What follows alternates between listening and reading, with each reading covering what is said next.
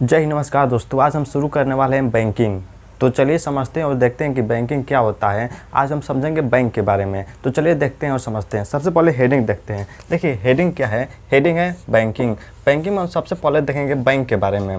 सबसे पहले देखेंगे बैंक के बारे में कि बैंक क्या होता है। देखिए जब भी हम बैंक में जाते हैं तो बैंक हमें क्या सर्विस देता है, कौन सा सर्विस देता है, तो बैंकिंग सर्विस देता है। बैंकिंग सर्विस अगर पूछे कि बैंकिंग सर्विस क्या होता है तो उसको देखते हैं। देखिए बैंकिंग सर्विस का मतलब होता है, अगर जब भी हम जाते हैं बैंक में तो बैंक में हम पैसा जमा करते हैं। पहला, बैंक में हम पैसा जमा करते हैं और जैसे ही पैसा जमा करते हैं बैंक में तो बैंक हमें कुछ ब्याज देता है, इंटरेस्ट देता है। कुछ लगभग कितना देता है, लगभग 4% मान लीजिए, 2% 3% इतना ही देता है, इससे ज़्यादा नहीं देता है। उसके बाद देखिए दूसरा नंबर, जैसे ही बैंक हमें लोन देता है, जैसे हम बैंक से ऋण लेते हैं, लोन लेते हैं तो क्या करता है, जो बैंक होता है वो हमें ब्याज देता है, 10% पर देता है, 10% इतने पर देता है। तो जब हम पैसा जमा करेंगे तो हमारे पैसे पर बैंक पैसा कितना देता है, ब्याज कितना देता है, 4%। और वही पैसा अगर बैंक जब हमें लोन के माध्यम से दे दे तो हमसे वो लेता है 10% के माध्यम से ब्याज हमें लेता है। बैंक कैसे बिजनेस करता है उसको समझते हैं। देखिए यही जो अंतर है 6% का, यही बैंक का बिजनेस है। यही 6% का जो अंतर है यही बैंक का बिजनेस है। यही जो 6% होता है बैंक इसी पैसे से बिजनेस करता है, मतलब व्यापार करता है। जब हम पैसा जमा करेंगे तो बैंक हमें 4% इंटरेस्ट देता है, ब्याज देता है। और वही पैसा अगर जब हम बैंक से लोन लेंगे तो बैंक हमें लोन 10% पर देता है, 10% पर लोन देता है। यही जो अंतर होता है 6% का, यही जो अंतर होता है, यही बैंक जो होता है इसी पैसे से व्यापार करता है।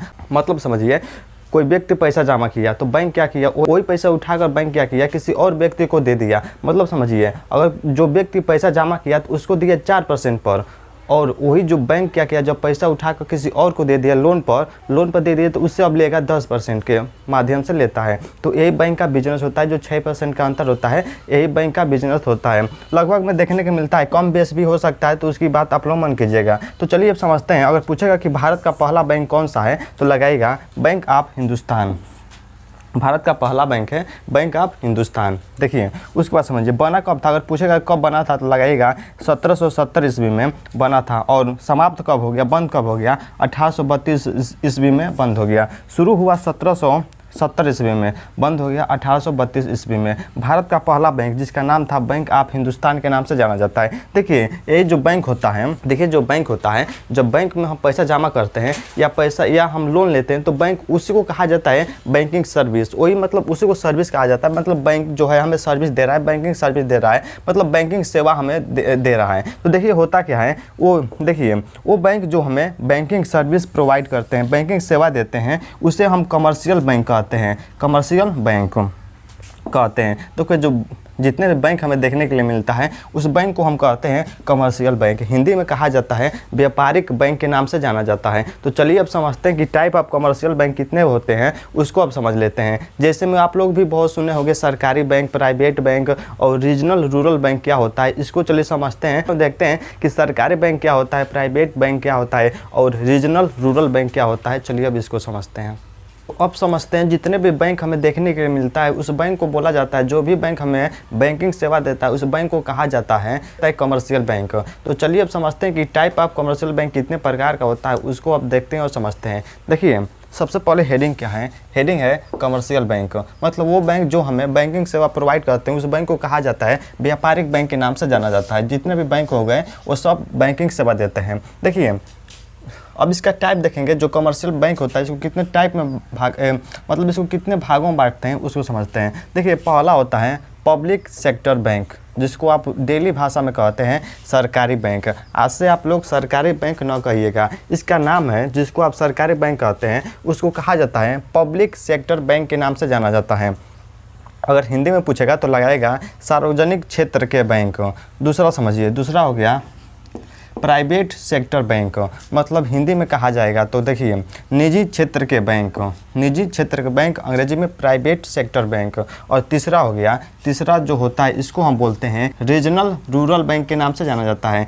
तीसरा हो गया रीजनल रूरल बैंक के नाम से जाना जाता है। हिंदी में पूछेगा तो लगाएगा क्षेत्रीय ग्रामीण बैंक के नाम से जाना जाता है। तो चलिए अब समझते हैं जो पब्लिक सेक्टर बैंक होता है इसको बहुत लोग सरकारी बैंक कहते हैं, लेकिन आप लोग मन कहिएगा, आज से आप लोग कहिएगा पब्लिक सेक्टर बैंक। देखिए इसमें होता क्या है उसको समझते हैं। देखिए ऐसे बैंक जहाँ सरकार की 50% से अधिक हिस्सेदारी होती है उस बैंक को कहा जाता है पब्लिक सेक्टर बैंक के नाम से जाना जाता है। यहाँ पर जो सरकार होता है उसका 50% से अधिक इस बैंक में हिस्सेदारी होता है, इसलिए लोग आसान भाषा में कह देते हैं कि ये सरकारी बैंक है। आज से आप लोग सरकारी बैंक न कहिएगा, इसका नाम है पब्लिक सेक्टर बैंक के नाम से जाना जाता है। ऐसे बैंक जहाँ सरकार की 50% से अधिक हिस्सेदारी होता है इस बैंक को कहा जाता है पब्लिक सेक्टर बैंक के नाम से जाना जाता है। जैसे उदाहरण लेकर समझते हैं, SBI state bank of India, PNB Punjab national bank, BOB bank of Baroda, Indian bank etcetera. और भी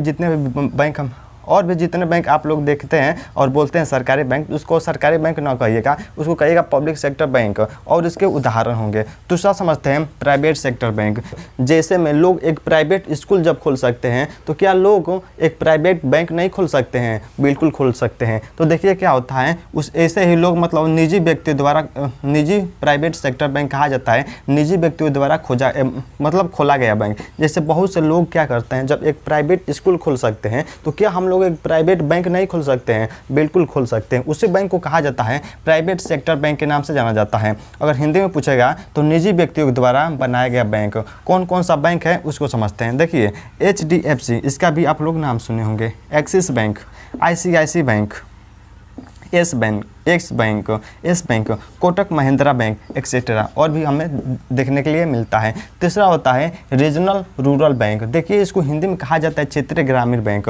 देखिए सरकार द्वारा ग्रामीण क्षेत्रों में बैंकिंग सेवा देने के लिए इस बैंक को लाया गया। देखिए पहले के समय में क्या होता था कि गाँव के लोग नहीं जानते थे कि बैंक में क्या होता है, पैसा जमा होता है, बैंक पैसा जमा करते हैं लोग, और ज़रूरत जब लोग को पड़े तो बैंक हमें लोन देता है। मतलब इसके बारे में लोगों को बहुत कुछ जानकारी नहीं था, इसीलिए गाँव के विकास करने के लिए लाया गया रीजनल रूरल बैंक, लाया गया क्षेत्रीय ग्रामीण बैंक, हिंदी में इसका नाम है। मतलब सरकार द्वारा ग्रामीण क्षेत्र मतलब गांव के विकास के लिए, मतलब गांव में भी बैंकिंग सेवा पहुंचाया जाए, इसके लिए लाया गया था रीजनल रूरल बैंक। तो चलिए अब एक एक को समझते हैं। पब्लिक सेक्टर बैंक, उसके बाद समझेंगे प्राइवेट सेक्टर बैंक, उसके बाद समझेंगे रीजनल रूरल बैंक। तो चलिए सबसे पहले इसको समझते हैं पब्लिक सेक्टर बैंक को।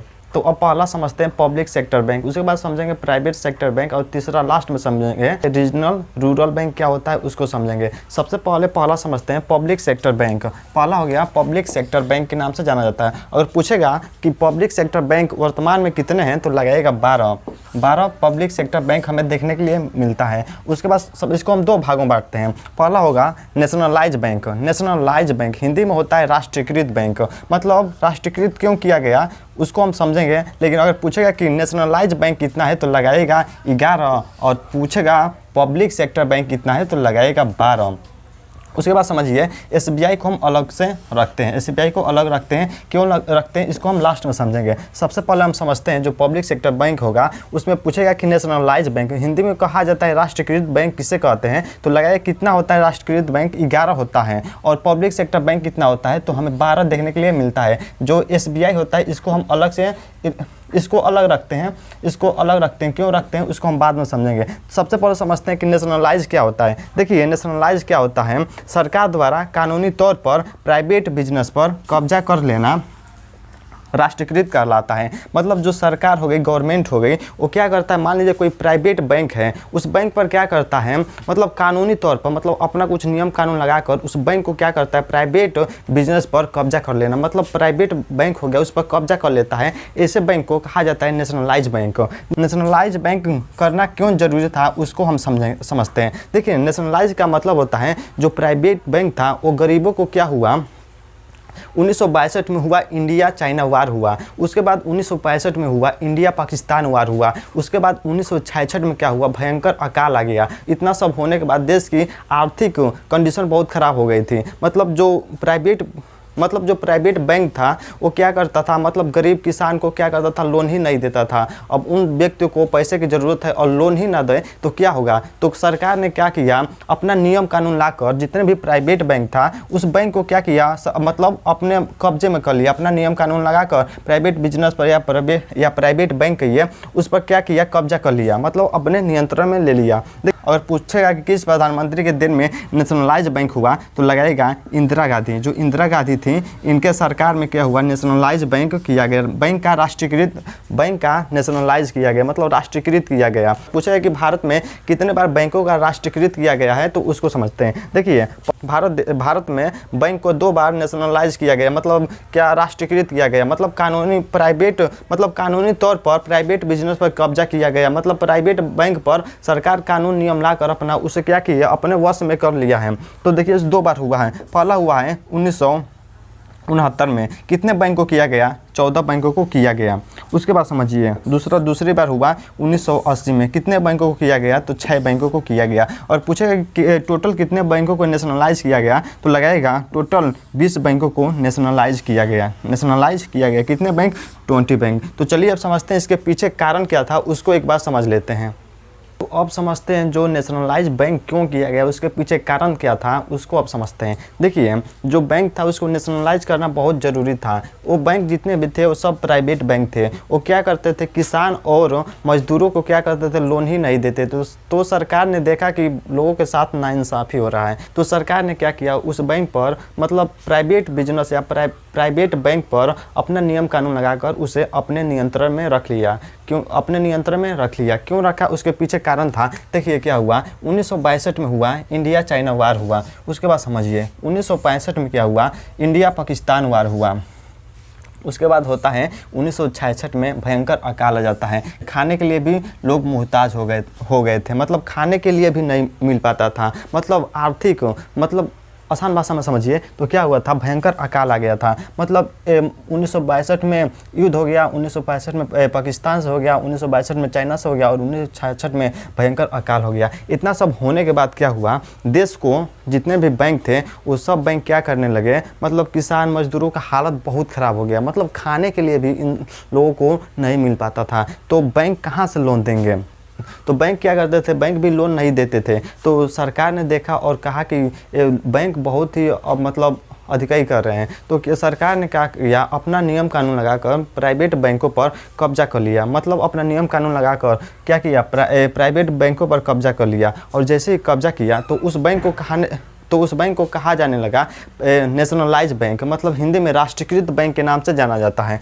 उसके बाद देखिए क्या हुआ, 1965 में लाया गया ग्रीन रिवॉल्यूशंस, हिंदी में कहा जाता है हरित क्रांति के नाम से जाना जाता है। और पूछेगा कि 1965 में लाया गया, और पूछेगा कि ग्रीन रेवोल्यूशन के फादर कौन है तो लगाएगा नॉर्मन बोरलॉग। और पूछेगा कि भारत में इसके फादर कौन है तो लगाएगा MS स्वामीनाथन। जो हुआ ग्रीन रिवॉल्यूशंस, हरित क्रांति जब लाया गया तो क्या हुआ, इसमें हमें क्या देखने के लिए मिलता है, HYP, मतलब हाई यील्ड वैरायटी, उच्च किस्म के बीज। उसके बाद क्या हुआ, जब जैसे 1966 में भयंकर अकाल आया, जब अकाल आने के बाद लोगों का मतलब खाने के लिए नहीं मिला तो लाया गया ग्रीन रिवॉल्यूशन, मतलब जो जितने भी हमें गेहूँ देखने के लिए मिलता है उसके जितने भी किस्म आते हैं, हाइब्रिड जितने भी आता है उसी को लाया गया इसके माध्यम से, ताकि ज़्यादा फसल हो। और ज़्यादा जब फसल होगा तो उसको रखा भी जाएगा, और मतलब अगर भविष्य में संकट आए तो संकट जब आएगा तो भविष्य में काम भी देगा, और ज़्यादा होगा तो मतलब उसको रख भी सकते हैं और बेच भी सकते हैं, इसीलिए लाया गया है ग्रीन रिवॉल्यूशंस। मतलब देखिए यहीं पे लिखा है हाई यील्ड के वैरायटी, मतलब हिंदी में उच्च किस्म के बीज लाए गए, ताकि जैसे बीज जब अच्छा होगा तो फसल भी ज़्यादा होगा, और जब फसल भी ज़्यादा होगा तो क्या हो, कुछ रखेंगे कुछ बेचेंगे, मतलब इसी प्रक्रिया आसान से चलता रहेगा। देखिए उसके बाद क्या हुआ, 1990, जब 1990 का समय आया तो क्या हुआ, देश में इकोनॉमिक क्राइसिस, मतलब देश को आर्थिक संकट आ गया। देश में 15 दिन के लिए बस विदेशी डॉलर बचे थे। देखिए भारत क्या करता है, अगर भारत को किसी भी सामान को ज़रूरत होती है तो खरीदने के लिए दूसरे देश को, मतलब दूसरे देश से जब खरीदेगा तो रुपया में नहीं खरीदता है, डॉलर में खरीदता है। तो 1990 में क्या हुआ, इकोनॉमिक क्राइसिस आया, आर्थिक संकट आ गया। तो देश का जो विदेशी पैसा बचा था, मतलब अब विदेश से खरीदने के लिए कोई भी सामान तो डॉलर में खरीदता है, तो डॉलर मात्र 15 दिन के लिए बचा था, 15 दिन के लिए बचा था। तो अब समझते हैं जो 20 नेशनलाइज बैंक थे उसका क्या हुआ और कितने वर्तमान में बच गए। वर्तमान में हमें नेशनलाइज बैंक 11 देखने के लिए मिलते हैं और पब्लिक सेक्टर बैंक हमें 12 देखने के लिए मिलते हैं। तो अभी हम बताएं हैं कि जो नेशनलाइज बैंक होता है वो 2 बार हुआ नेशनलाइज, एक बार 1969 में और एक बार 1980 में। तो हुआ, एक बार हुआ 14, एक बार हुआ 6, मतलब दोनों को जब मिलाकर ऐड करेंगे तो हो जाएगा 20 बैंक।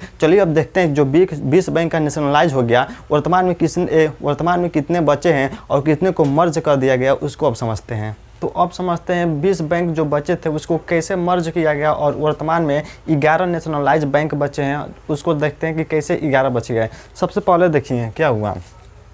सबसे पहले टोटल बैंक थे, नेशनलाइज बैंक टोटल थे 20 नेशनलाइज बैंक थे।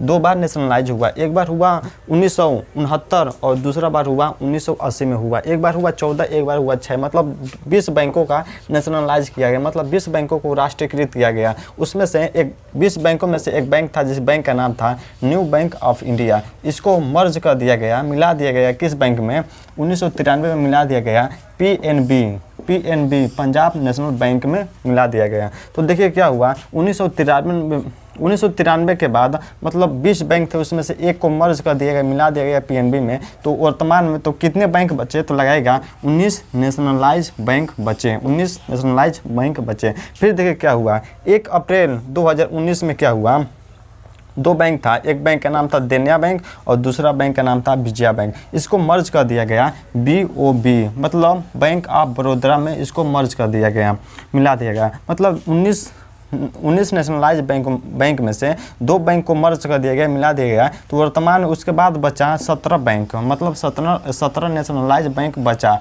17 बचा नेशनलाइज बैंक। उसके बाद देखिए क्या हुआ, 1 अप्रैल 2020 में क्या हुआ, 17 बैंकों में से 6 बैंकों को मर्ज कर दिया गया, मतलब 6 बैंकों को और मिला दिया गया, एक बैंक को मिला दिया गया, मतलब बैंकों को मर्ज कर दिया गया। तो टोटल बैंक बचे 11। और वर्तमान में अगर पूछेगा कि नेशनलाइज बैंक कितने हमें देखने के लिए मिलते हैं तो लगाएगा 11, मतलब नेशनलाइज बैंक हमें देखने के लिए मतलब मिलते हैं। वर्तमान में बचे हैं नेशनलाइज बैंक। अगर पूछेगा कि पब्लिक सेक्टर बैंक कितने होते हैं तो लगाएगा 12। और पूछेगा कि नेशनलाइज बैंक कितने होते हैं तो लगाएगा 11। तो चलिए अब समझ लेते हैं, SBI को हम अलग बांटे थे तो उसको अब एक बात समझ लेते हैं SBI के बारे में, उसकी भी कुछ जानकारी समझ लेते हैं। क्योंकि इसको क्यों नेशनलाइज में नहीं रखा गया, उसको क्यों अलग रखा गया, उसको हम समझ लेते हैं अब। तो अब समझते हैं जो SBI था, स्टेट बैंक ऑफ इंडिया, इसे नेशनलाइज बैंक में क्यों नहीं रखा गया, क्यों इसे अलग रखा गया। पब्लिक सेक्टर बैंक में टोटल हमें 12 बैंक देखने के लिए मिलते हैं और नेशनलाइज बैंक हमें 11 देखने के लिए मिलते हैं। जब SBI को ऐड करेंगे तो हमें टोटल 12 देखने के लिए पब्लिक सेक्टर बैंक हो जाएगा। मतलब पब्लिक सेक्टर बैंक पूछेगा तो लगाएगा 12 और पूछेगा नेशनलाइज बैंक तो 11 हमें देखने के लिए मिलता है। उसके बाद समझिए SBI को अलग क्यों रखते हैं, इसके पीछे का कारण समझते हैं और देखते हैं। देखिए SBI का फुल फॉर्म होता है स्टेट बैंक ऑफ इंडिया के नाम से जाना जाता है। इसकी स्थापना हुआ 1 जुलाई 1955 में, इसका स्थापना किया गया। किस बैंक का, SBI, मतलब स्टेट बैंक ऑफ इंडिया का। अगर पूछेगा इसका हेड क्वार्टर कहाँ है तो लगाएगा मुंबई में इसका हेड क्वार्टर है। इसका ओल्ड नेम, पुराना नेम क्या है, जो SBI था इसका पुराना नेम क्या है तो लगाएगा इंपीरियल बैंक ऑफ इंडिया, मतलब इसका पूरा नाम इंपीरियल बैंक ऑफ इंडिया। यह बना कब था, 1921 में बना था। इसका नाम चेंज कर स्टेट बैंक ऑफ इंडिया कब रखा गया तो 1 जुलाई 1955 में इसी इंपीरियल बैंक ऑफ इंडिया का नाम चेंज कर रखा गया SBI। 1 जुलाई 1955 में नाम रखा गया, न्यू नाम रखा गया state bank of India, SBI के नाम से जाना जाता है। देखिए उसके बाद क्या हुआ, भारत का सबसे बड़ा पब्लिक सेक्टर बैंक हमें देखने के लिए मिलता है। जो SBI हो गया ये भारत का सबसे बड़ा पब्लिक सेक्टर बैंक है, सबसे बड़ा पब्लिक सेक्टर बैंक है। उसके बाद देखिए क्या हुआ, 1 अप्रैल 2017 में क्या हुआ, कुल 6 बैंकों को, मतलब कुल 6 बैंकों को 1 अप्रैल 2017 में कुल 6 बैंकों को मर्ज कर दिया गया, मतलब एक बैंक में मिला दिया गया जिस बैंक का नाम था SBI। SBI में मर्ज कर दिया, मिला दिया गया। देखिए इसका पीछे मतलब जो स्टेट बैंक ऑफ इंडिया, मतलब इसको पब्लिक सेक्टर बैंक तो रखते हैं लेकिन नेशनलाइज बैंक में क्यों नहीं रखते हैं, इसके पीछे कारण क्या था उसको समझते हैं। देखिए यह बना कब था, मतलब 1921 में बना था, मतलब उसके बाद समझिए 1 जुलाई 1955 में इसका नाम चेंज कर दिया गया। मतलब ये बैंक बहुत पुराना है और सरकार ने क्या किया, इस बैंक को अपने कब्जे में पहले से ही, मतलब ये बना कब था, 1921 में बना था, अंग्रेज़ों के समय में बना था। जब अंग्रेज यहाँ चले गए तो 1 जुलाई 1955 में सरकार ने इसे पहले से ही अपने अंडर में कर लिया था, इसलिए इसे नेशनलाइज बैंक में नहीं रखते हैं क्योंकि ये पहले से ही नेशनलाइज है। जब 1921 में बना था, अंग्रेज चले गए तो इसका नाम रख दिया गया 1 जुलाई 1955 में SBI इसका नाम रख दिया गया। मतलब ये पहले से ही सरकार के अंडर में काम करता था, इसलिए इसको नेशनलाइज बैंक में नहीं रखते हैं। इसको और पूछेगा कि पब्लिक सेक्टर बैंक में सबसे बड़ा बैंक पूछेगा कौन है, तो लगाएगा SBI। उसके बाद देखिए क्या हुआ, 1955 में इस एक नए कानून के तहत गवर्नमेंट ऑनर्ड के माध्यम से इसे बनाया गया और एक नियम भी लाया गया, SBI एक्ट 1955 में लाया गया। इसलिए इस बैंक को नेशनलाइज बैंक में नहीं रखते हैं क्योंकि यह बैंक पहले से बहुत ही पुराना बैंक है। जब अंग्रेज यहाँ चले गए तो क्या इसका नाम चेंज कर 1 जुलाई 1955 से नाम चेंज कर रख दिया गया SBI, state bank of India. अगर आप लोगों को बैंक का पार्ट नंबर 1 समझ में आया तो कमेंट कर जरूर बताएं। अगले पार्ट में हम समझेंगे प्राइवेट सेक्टर बैंक और रीजनल रूरल बैंक के बारे में बहुत अच्छे से। जय हिंद, नमस्कार दोस्तों।